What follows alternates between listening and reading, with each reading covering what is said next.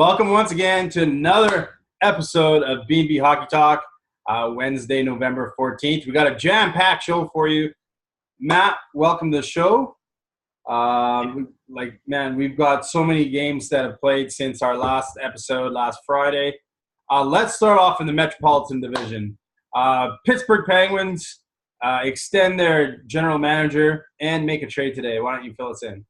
Yeah, so the Penguins extended Jim Rutherford to a 3-year extension through the 2021-22 season, and he went to work today making a trade with the LA Kings. He traded Carl Hagelin to LA for Tanner Pearson in a one-for-one player deal. Penguins retained $250K on Hagelin's deal to balance out the salary on each team or each player going either way. Pearson only has 1 assist in 17 games this year, and he has 3 years left on his contract at $3.75 million. And Hagelin will be a UFA at the end of the year, and he only has 1 goal, 3 points in 16 games played so far this year. So Hagelin will probably get flipped at the deadline since the LA is not looking good this year. And Pearson, Pittsburgh's hoping playing with a guy like Malkin or Crosby can rejuvenate his play from the past couple of years, where he's been around 40 points. But that brings the end to that 70s line in LA with Jeff Carter and Tyler Toffoli. But yeah, hopefully it gives a bit of a boost. Rutherford said that he wanted to mix up the lineup and change things up because they're struggling right now. Who's the early winner of that trade? I think if Tanner Pearson can get back to form like the way he's played the last couple of years, especially playing with a guy most likely with Malkin, looks like. I think he can provide maybe like 20 goals, 50 points. But Carl Hagelin will provide a lot more speed for LA with them being a bunch of older guys. They don't really have a bunch of guys that can just go ripping up down the ice. And he's a good penalty killer as well.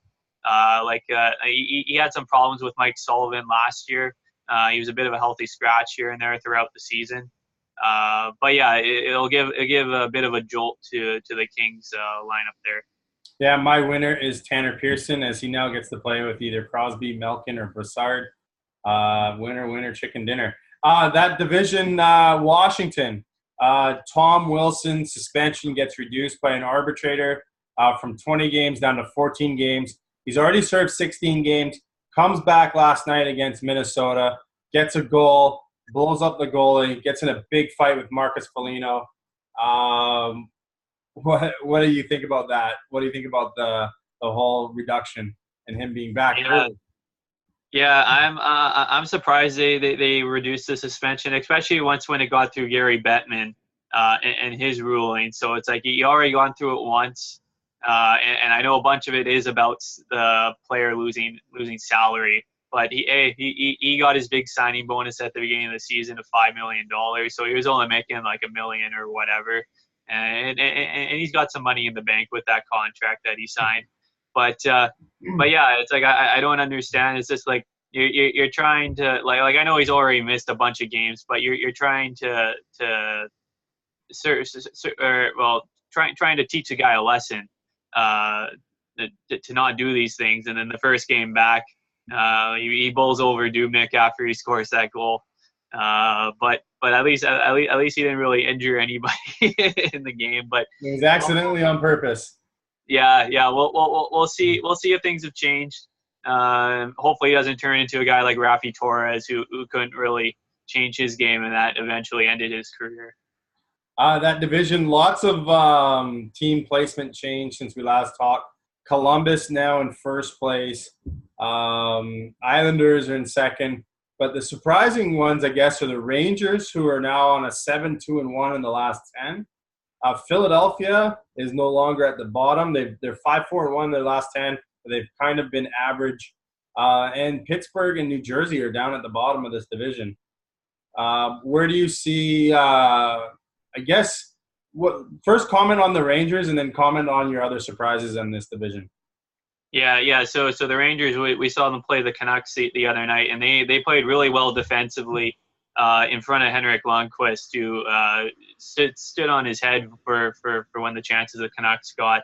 but they're a young team. They started off pretty poorly, but now with the new head coach, the systems are coming in place, and they're really starting to light things up. I think that top line of Zibanejad and before Buchnevich broke his thumb, those two guys had some really good chemistry. Chris Kreider, who was out a lot of last season with I believe that blood clot that he had, he's up to 8 goals this season.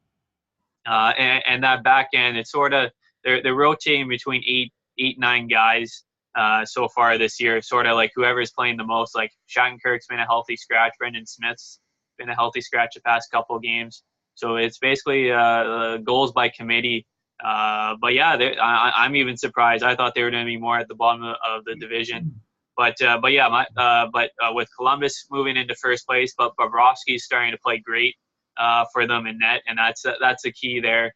Getting Seth Jones back from injury has been a huge help, and guys like Panarin, Atkinson, and Dubois doing their thing up front. But yeah, the Islanders are another big surprise. It's like you thought with the loss of Tavares, that's a huge loss there. But Barzal, like he's been off to a hot start, but not as good as his rookie season last year. But he had a couple assists against the Canucks yesterday. But the big thing here is their goals against this year. They've only let in 44 goals in 17 games so far. So that tandem of Thomas Greiss and Robin Lehner, who have basically split the season so far this year, both have done a tremendous job in net. But yeah, those two struggling teams in Pittsburgh, they're 4-5-1 in their past 10 games. Casey DeSmith's been playing over Matt Murray, whose numbers are really bad right now. I believe his his save percentage is below 900, and DeSmith has been playing really good. But hopefully that trade will serve as a bit of a wake-up call. And New Jersey, since starting 4-0 to begin the season, they're 3-8-1 since starting 4-0. So they got to get some help defensively and offensively, especially Corey Schneider still doesn't have a win since last December. So you can't keep riding guys like Taylor Hall, Nico Hischier, and Kyle Palmieri every night and hope to win that way. Yeah, for me, the New York Islanders are definitely a surprise with their goals against now so low compared to last year. And they still seem to have tons of offense with their top 2 lines. Off to the Atlantic Division, our theme of the day, by the way, is parity. As a lot of these divisions are really tight and really close, and not a lot of teams pulling away just yet. I do think in the Metropolitan Division that Pittsburgh will still find its way up towards the top of the standings, but they do need the goaltending help. So let's talk about the Atlantic Division. Tampa Bay currently sitting in first, followed by Toronto, and then Boston, Buffalo, Montreal really tight in the middle. But Detroit coming up strong right now at the back end. They were way below before, 7-3 in their last 10. They've won 4 in a row. And Florida's played way less games than all those teams, catching up to the pack, winning 5 in a row now. And then the Ottawa Senators, where we thought they would be at the beginning of the season, sitting in last. But Florida Panthers have some guys on some hot point streaks, and I want you to also touch on Montreal and Max Domi. Yeah, so some really hot starts to the season. Florida right now, Mike Hoffman tied Pavel Bure's record in Florida for the longest point streak with 13 games gaining a point. And right behind him is Evgeny Dadynov, who's on a 12-game point streak. So in his next game, he could tie Bure for that record as well. But yeah, I think the big thing here is getting Roberto Luongo back in net. The guy's 4-0 in the 5 games that he's played, with that one injury in his first game, counting as that 5th game. But with that, Luongo has a .956 save percentage to start the year, and he's only the 4th goalie in NHL history, 39 years or older, to start a season 4-0. The last guy to do it was the Dominator, Dominik Hasek, in 05-06 with Detroit. And then the other 2 are Tony Esposito and George Hainsworth, both of those guys coming back many, many years ago. So a very impressive start by Luongo. And I think Florida will go as far as Luongo can carry them.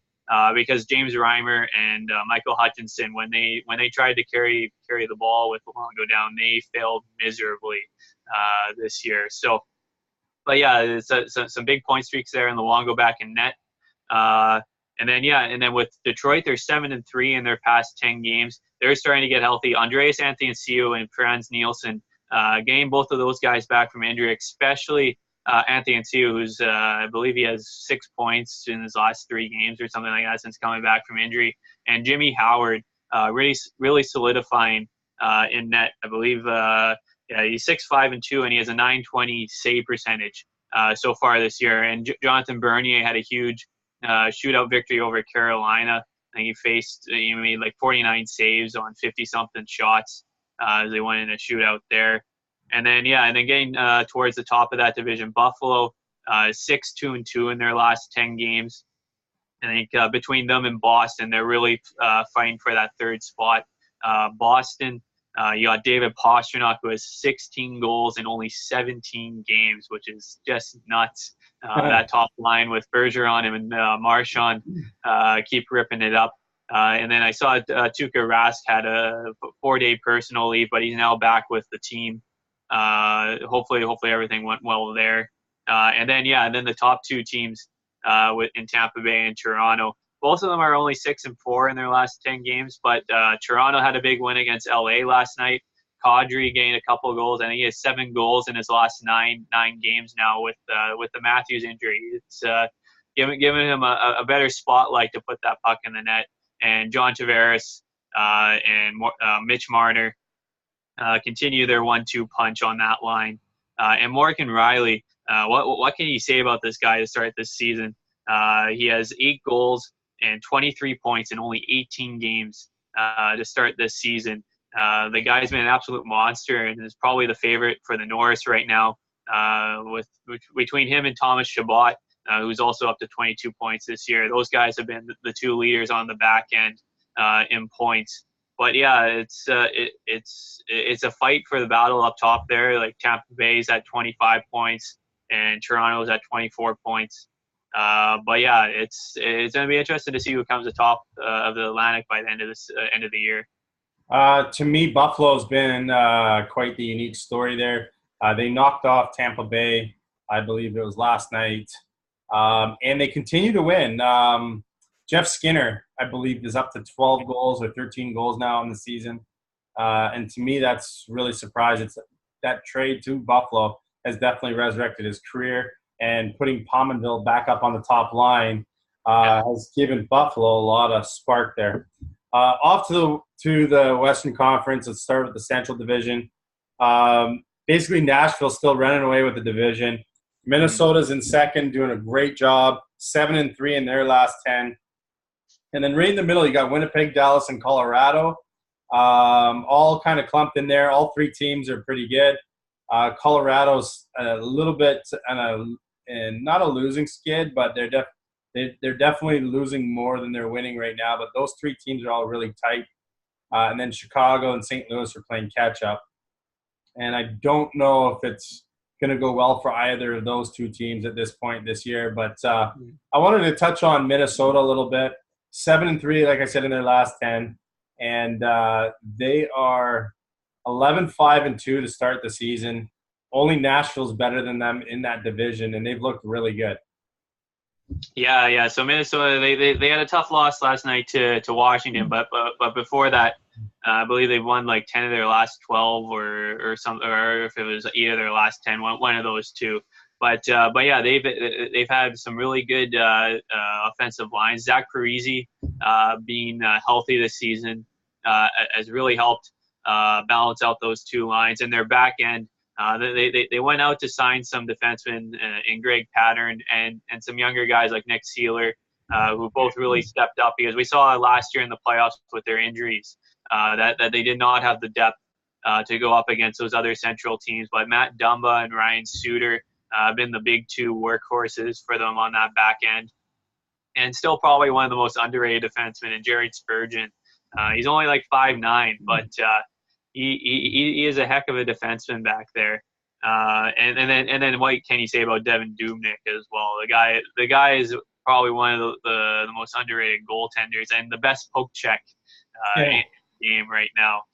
But yeah, Nashville at the top there, 13-4-1, 27 points, goal differential plus 19 right now. They're just so fun to watch, even though they lost last night in a pretty good game against the Sharks 5-4. Their goalie tandem of Saros and Rinne is just crazy. Like Rinne 6-1-1, has a 1.47 goals against average and a 9.51 save percentage, and with 2 shutouts. Saros has gotten some wins, but he's given up a lot of goals. But he's 7-3 on the year as well. So when you can basically split the season 50-50 so far, and each of your goalies have 6+ wins, you got nothing to complain about. And Philippe Forsberg last night as well. Another 2 goals is up to 12 goals. And I know your guy, Rocco Grimaldi, got his first goal of the season on a beauty breakaway goal coming in the loss. But, yeah, those 2 teams are the class. And then at the bottom, you got Chicago, who's lost 8 straight games, even with the coaching change. Nothing's really helped out there as they're 6-8-4. St. Louis is a bit interesting right now. They're 6-6-3, but they haven't played that many games. I know Chad Johnson started to play pretty well in net their past few games. So I'll be interested to see if they can go on a bit of a run coming up here.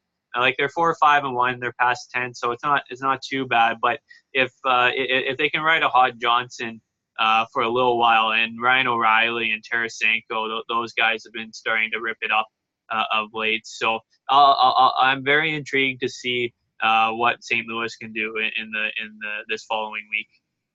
Yeah, no, that's definitely a good observation about St. Louis. They have played significantly less games than the rest of the teams in that division, but I think if they don't get the goaltending, they're going to remain at the bottom of that division. Pacific Division, lots of parity here. In the last 10, most of the teams are around 500 or just under 500. Other than the top 6, though, so San Jose, Vancouver, Calgary, Edmonton, Anaheim, Arizona, that's 1 through 6 right now. Vegas is looking like an expansion team, and the poor LA Kings with interim coach Willie Desjardins made that trade today. I don't really think it's going to help them long term, but it may help clear up some cap space for them to start the rebuild there. And I know you had some stuff you wanted to hit on in the Calgary Flames team today.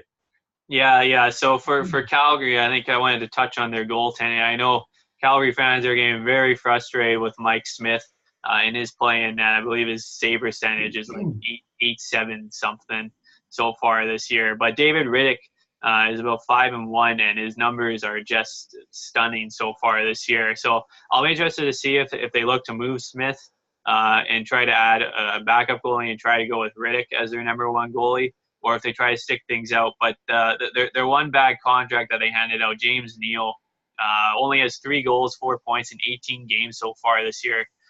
Their last game against the Sharks, he was benched for the entire 3rd period and only played 8 minutes. This is a guy that doesn't really have a spot in the lineup, with Elias Lindholm finding a spot on that top line with Goudreau and Monahan. And then you have that second line of Tkachuk, Backlund, and Frolik. If James Neal isn't making your top 6 there, it'll be very interesting to see where he ends up with his poor start.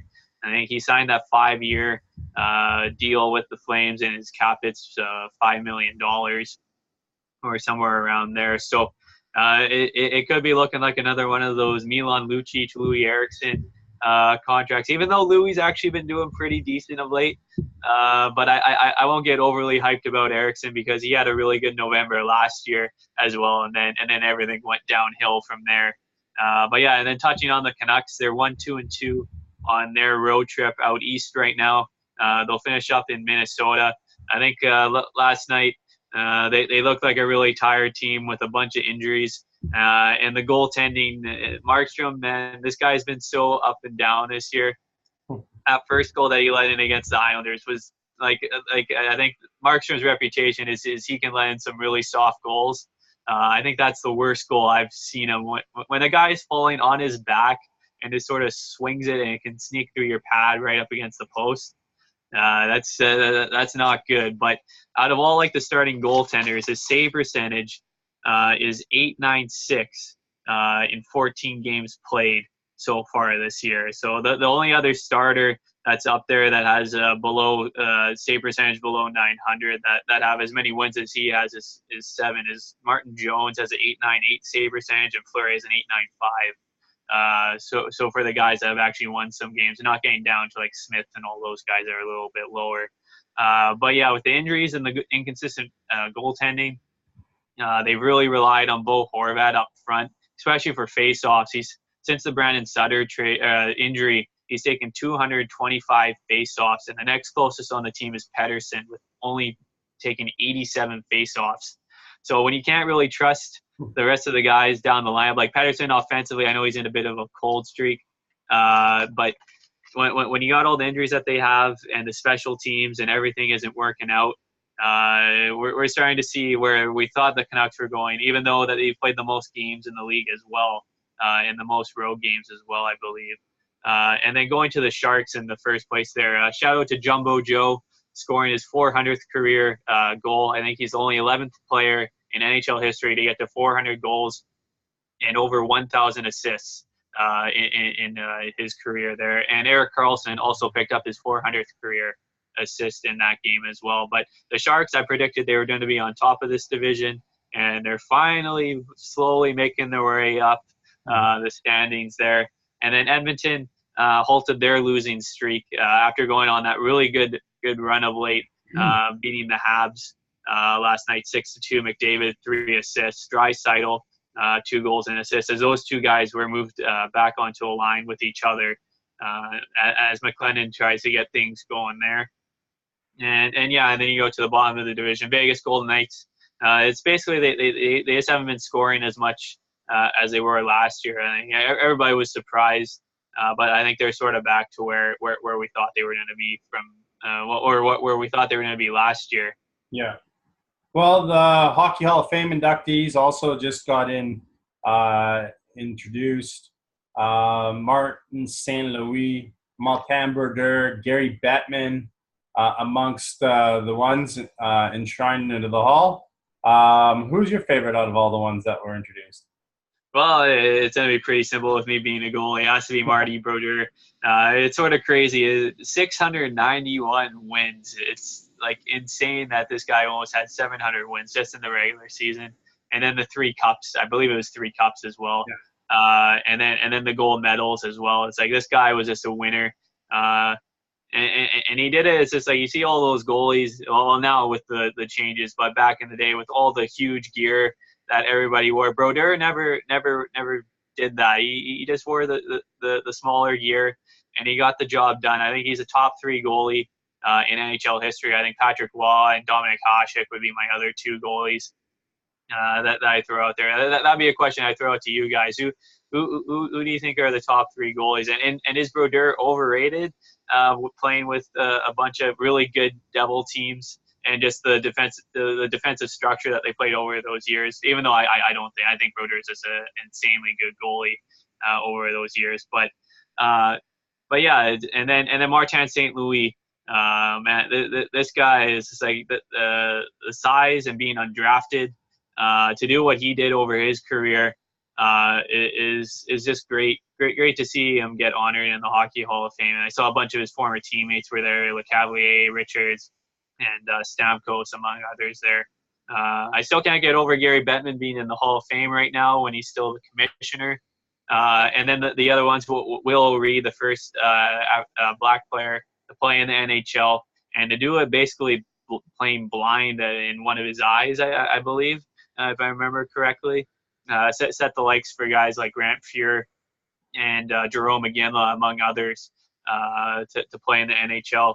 And Alexander Yakashev and Jaina Hefford were the other 2 inducted in the Hockey Hall of Fame. Yakashev, I never saw him, but I heard he was big in the 72 series. Guys were amazed about how good of a player he was. And Jaina Hefford playing for Team Canada over the past or many years, earning some gold medals there for Team Canada. Just absolute shout out to all those guys and their great careers, minus Gary Bettman. But yeah, I know there's a lot of hate on for Gary Bettman, but Yeah. if you look at what he's done to this league, and to the fact that he's been able to save the amount of teams that we have, because the Canadian dollar was really hurting there for the longest time. He's been able to, get the league reestablished, help with expansion, and I really can't wait for Seattle to join this league because I believe this is the healthiest it's been in a long time. I want to throw some out to you. I know they were talking about it at the last NHL meetings, which would be a potential expansion of the NHL playoffs, where the 7th, 8th, 9th, and 10th, so essentially 4 wildcard teams in each conference, would play a best-of-3 series prior to the playoffs starting, with the higher seed hosting all 3 potential games at the arena. Would you be down for that? Kind of like baseball in their wild card games, just to allow more teams to make the playoffs. Yeah, for me, I'm not really a big fan of that. For me, I'd rather like to see them go back to the 1 to 8 with the standings, with the top 3 teams of each division, or if you could do now the top 2 divisions of each conference getting the top 2 spots, and then you go the other 6 teams going 3 to 8. I'd rather see them go back to that, just because we saw teams like Winnipeg and Nashville, who were the top 2 teams in the West. They had to face each other in the second round of the playoffs. So you'd rather see that in the third round than in the second. But yeah, it's like I get expansion, but then you start looking at the standings from last year, like Florida. Like they just missed out, so like their point totals are right there. But then you drop down to Carolina, who had like 10 less points or something like that. It's just like you don't want to get teams that are close to like 500 or losing records trying to get them a shot in the playoffs. But you do, I mean, in the 80s and 90s, there were lots of teams under 500 that were making the playoffs and having great, incredible runs. And I think, there is no guarantee anymore when one plays 4 or one plays 8 or whatever. Whereas before, you used to see a lot of sweeps in the first round. I think there's just so much parity in the league, they could afford to do that. If they were going to change anything about the playoffs, I personally would love to go to a 1 versus 16 playoff, just so that you can see some real crazy matchups early on in the playoffs. And because I don't think travel is as big of a deal as it used to be. And with the with all the rinks being the same size, there's not as much home ice advantage anymore. Obviously, having your fans behind you is a big deal. But, we saw the away team winning just as many games as the home team last year in the playoffs. I would love to see a 1 versus 16. That would create some crazy rivalries and playoff matchups throughout the league. But, remember to like and share our posts, subscribe to us on YouTube and or Facebook. On Facebook, of course, we have all of our GIFs, all of our, highlights and stuff are on there. I noticed our numbers are increasingly getting high, which is fantastic. We love you fans. We thank you for sharing our stuff and commenting. Continue to comment and like what you see if you're a hockey fan, because we're trying to bring you everything hockey. So that's it for today, guys. We're going to be back on Friday. And once again, this is B&B Hockey Talk. I'm Aaron Bloxall with my co-host, Matt Balzer. Everyone have a fantastic evening, and we will see you guys on Friday.